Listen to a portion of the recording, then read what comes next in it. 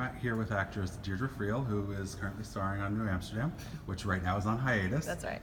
But you will be back for season 2, I would assume. We From our lips to God's ears. Well, you weren't one of the people near the ambulance, so you should be, at least you're still alive at this point. I feel like I have not died in an ambulance crash. Unless the ambulance went flying through the I doors. was like, okay, good. I didn't die. Wiped out the coffee shop. You never know. We never That's know where very we're going to true. end up when the season starts. That's very true.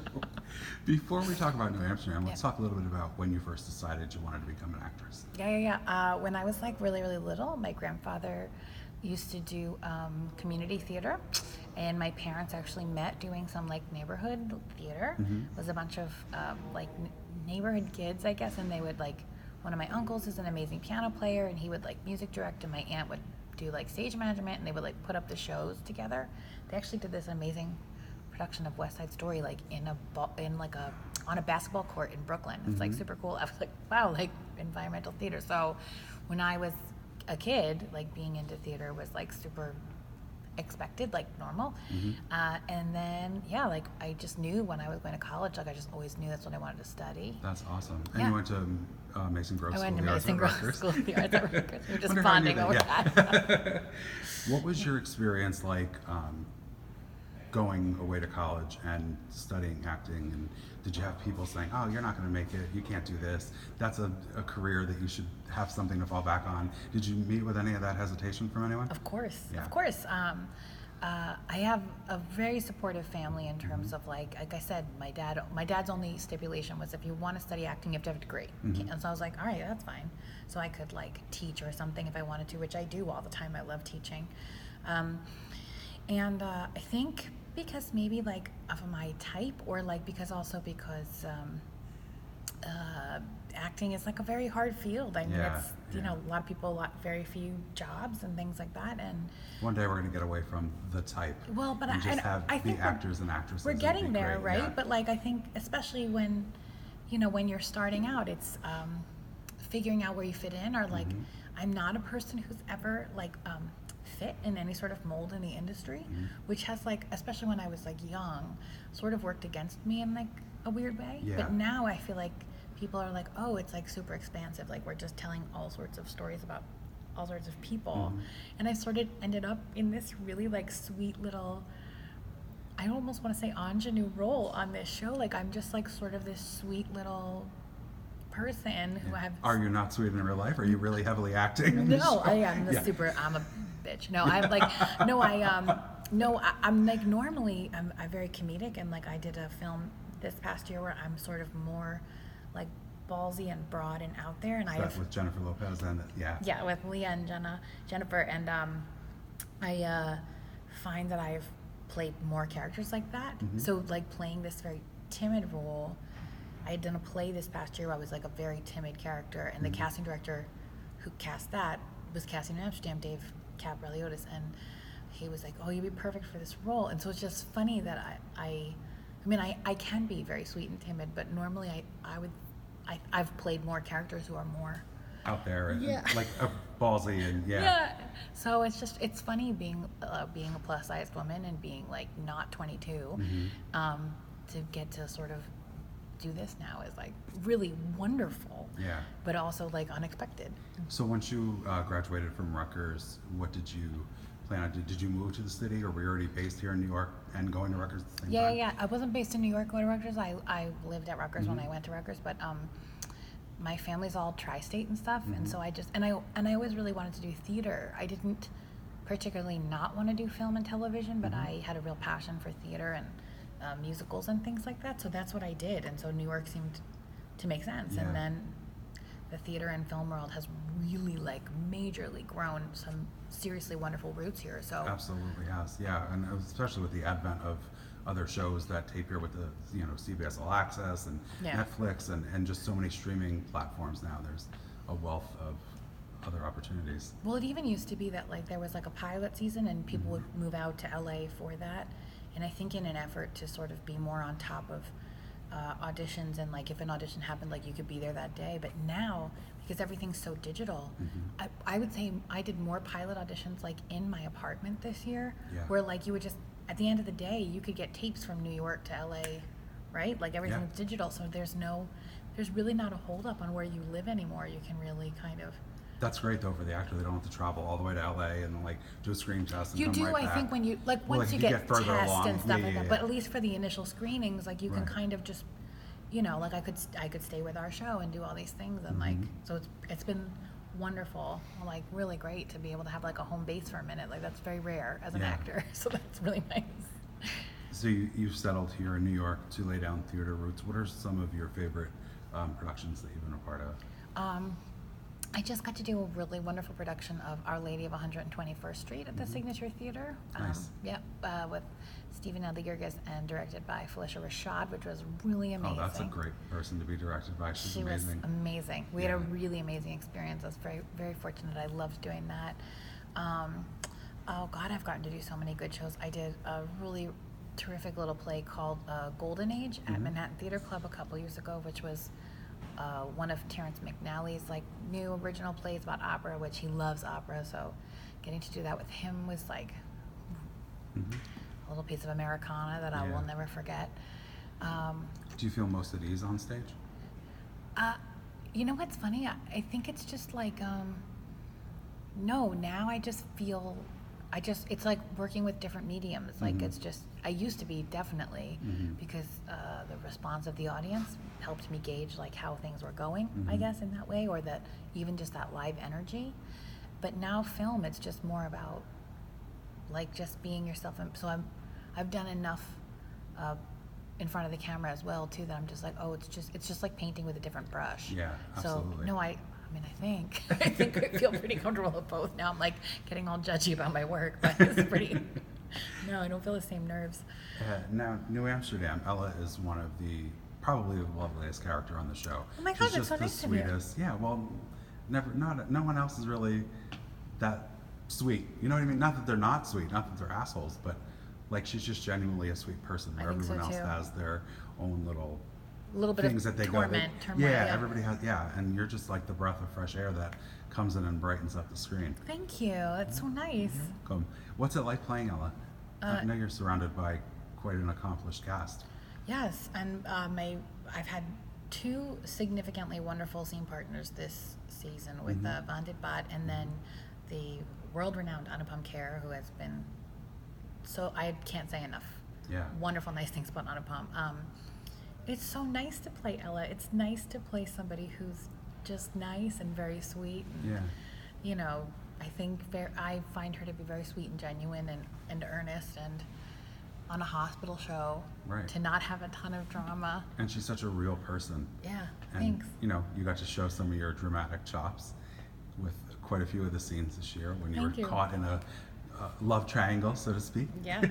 We shot something for the finale, which didn't end up making the final cut, which I don't think I can say too much more about because I don't know. In case it comes in, yeah. Or you what don't want it to will come up happen and- with it, or if it doesn't. Right, It's so right. interesting when you're doing a new show where you might shoot something, and then if it doesn't make it in, then you don't know. For me, like in terms of how that affects the storyline, if that didn't happen, right, and stuff Yeah. like that. But yeah, I've been very lucky that I've gotten to do some really nice little scenes with the other actors on the show, and Yeah. yeah, I've been very lucky. Yeah, fortunate. Yeah. It was nice when you brought the jewelry back Oh, to Anupam's thanks. character, and you were just so, you know, so genuinely affected by what he was giving you, and then when he gave it back, you could just tell that it was such a genuine reaction. Thank you. You're Yeah, welcome.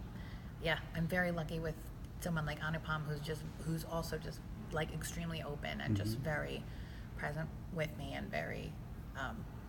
We were shooting a scene one day, and I was like very, very emotional for this scene, and you know, when we were doing the turnaround or like between takes, I was trying to keep myself. And Anupam was like, "You don't have to torture yourself." And I was like, "But I'm from theater world. Like, Yeah. you just always do the full performance." And he's like, "It's okay. Like you've given. You don't have to keep yourself." And I was like, "Oh my God, you're like, yes, thank you so much." And like, just him giving me that freedom allowed me to like, sort of, I can't explain it. Like breathe. You know what I mean? That I didn't feel like, Dierdre, you should be so on. You know. Yeah. He's just been very, very generous and very. Yeah, I can't say enough good things. He's very That's kind awesome soul. to hear. And he's such a huge star. international star. Massive. Yeah. Massive. I've heard nothing but good things from every person I've spoken to on the show about him. Because Even the people who don't work with him directly on screen all No. have wonderful things to the say way about he him. is, it's infectious, and he's incredibly genuine, incredibly kind, incredibly open with everybody. He's just always like just present, and yeah, it's really great. Yeah. Before we started filming, we were talking about your castmates that have appeared on my website, and you were saying how that you were very friendly with pretty much everyone that I've interviewed with. Yeah. Would you like to share scenes with them? I mean, these people must have to drink coffee. Yes, that's what I. Armand can't be the only person going to your coffee place. That's what I said. One of the writers was asking me this year. He was like, "Who else do you think you could have scenes with?" And I'm like, "Everybody, everybody." Yeah. Could. Yeah. I think that I know that our writers are like phenomenal, and they have so many storylines to get going, and like how everything interweaves and stuff. So I'm excited to see how that plays in season 2. But yes, Alejandro is so great and so funny, such a talented actor, really good human. Chris Casarino, wonderful guy, really super smart. Christine Changsta, no, not Changsta, Christine Chang. That's her Instagram handle, Christine Changsta, everyone. She's confusing us all. Yes, sorry. And yeah, who else were you saying? That Jocko, of course, who's Jocko, like Vanda. crazy. And Vondit. Vanda, yeah. I hate to death. He's terrible. He's an awful wonderful. person. He said some not nice things about you too. I'm sure. No, like he's also just been like super great and friendly, and we've had like a great, relaxed chemistry on screen, and it's been really, really fun. Yeah. What I love about New Amsterdam, which doesn't really occur so much on Grey's Anatomy, is that the recurring cast is very heavily involved in storyline. Other than like the Debbie Allen who plays the spouse of James Pickens Jr. Like they don't have so many heavily recurring people. Where you guys have the same doctors in and out. It's not like different background doctors.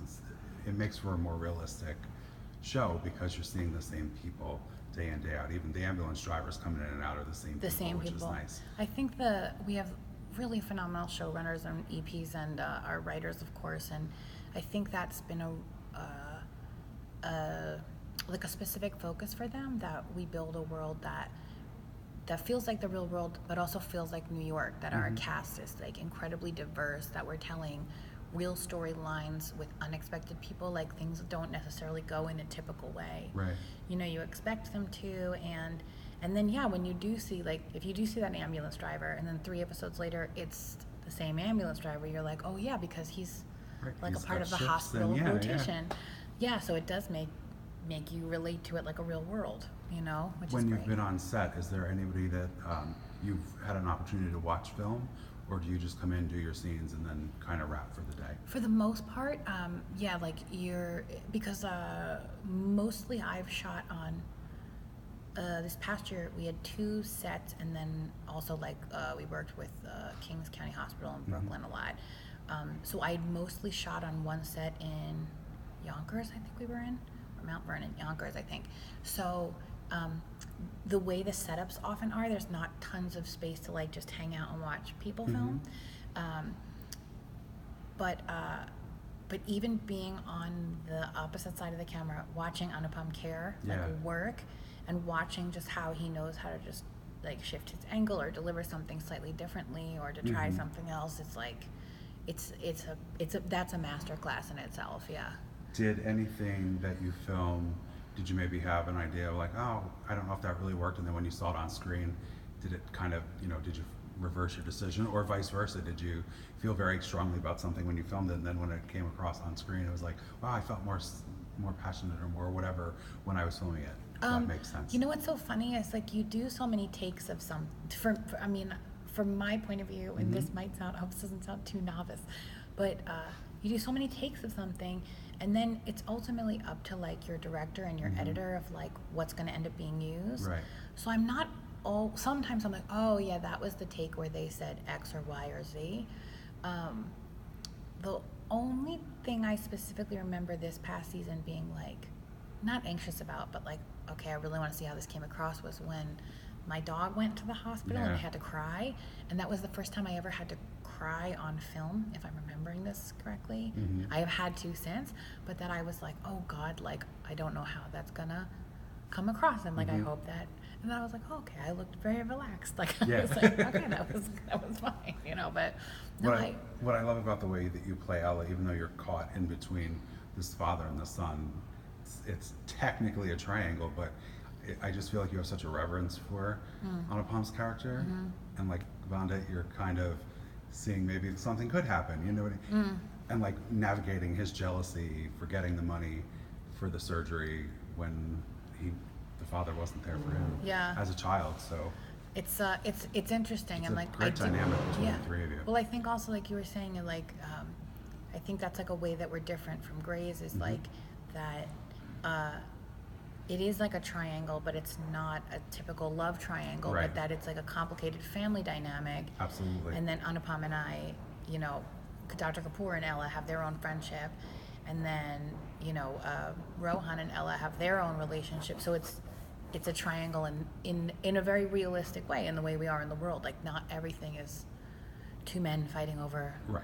Nor should it be. That's not how real life Not works. always how real life works. Things are often a little bit messier and more complicated. And I'm like always so impressed and proud of how our writers and our showrunners handle real dynamics. It's really awesome. It's a beautiful show. I'm very much looking forward to season 2, and hopefully there's a lot more Ella thank to come. you. Me too. I'm looking forward to season 2 as well. Yeah. When do you find out whether you're coming back? I mean, I know the show was renewed, but do you guys have certain time, like when you guys would start filming again? Is it July? I believe that the set will resume again in July. And allegedly they have killed 2 people, not just one person, and no one knows even the actors don't know who it is. So that'll be an interesting first day on set. maybe you could just film scenes with. Well, we always have done. I hope they continue this into season 2, but. Every episode we do a read through of the episode. Usually the Friday before we start filming. We have about like a Monday to Friday or Monday to Saturday shoot. So on the preceding Friday we get together and we all sit at a table and read the episode, which is really not typical and nice to all be in one room and hear it.